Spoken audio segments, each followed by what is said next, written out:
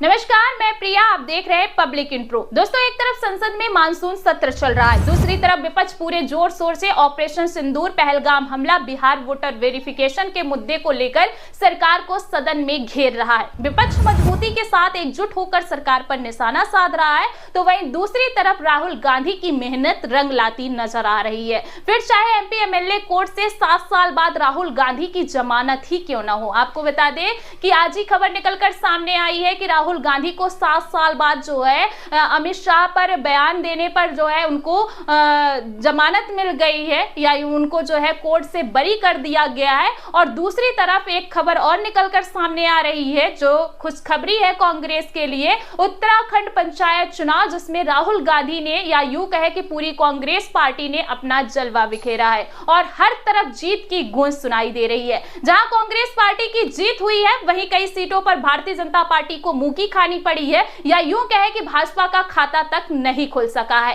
पंचायत चुनाव में कांग्रेस ने जलवा बिखेरा और उत्तराखंड में भारतीय जनता पार्टी की सरकार होने के बावजूद भी कांग्रेस बड़े अंतरों से जीत दर्ज की। आपको बता दें कि उत्तराखंड राज्य में जिला पंचायत सदस्य, क्षेत्र पंचायत सदस्य और ग्राम प्रधान के लिए वोट डाले गए और जिला पंचायत सदस्यों के 358 पदों पर चुनाव हुआ। क्षेत्र पंचायत सदस्य के 2974 पदों पर चुनाव हुए। ग्राम प्रधान के जो है 7499 पदों पर चुनाव हुआ।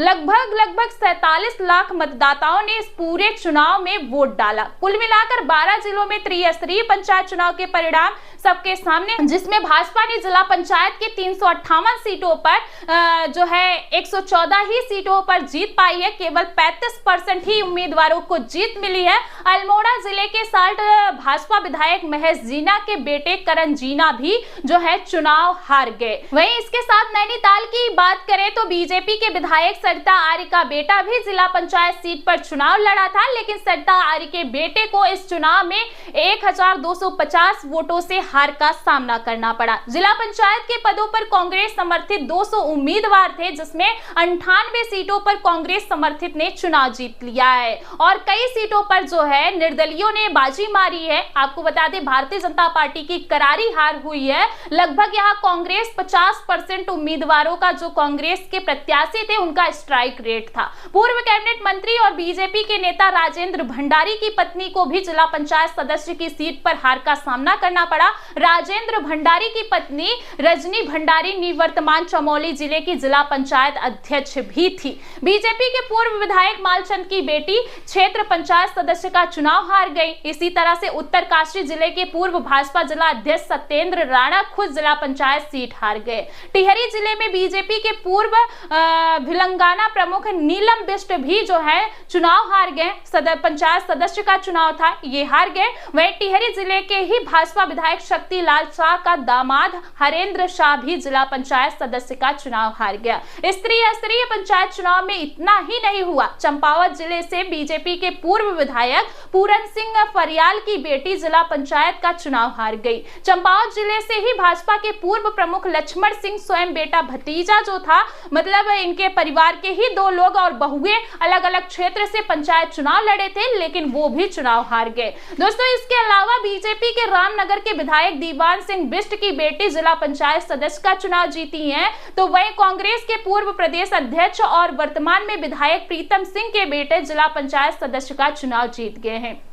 चुनाव के परिणाम सबके सामने हैं, लेकिन शायद ये पहली बार हुआ है कि बीजेपी से कांग्रेस जो है इतने बम्पर वोटों से जीती है और कई सीटों पर जो है भारतीय जनता पार्टी का खाता तक नहीं खुला है। एक दूसरे को जो है कांग्रेसी मिठाई खिलाते नजर आए। प्रदेश अध्यक्ष जो है करण मेहरा ने कहा कि यह जनता की जीत है और उन्होंने भाजपा सरकार की जन विरोधी नीतियों के खिलाफ मतदान किया है।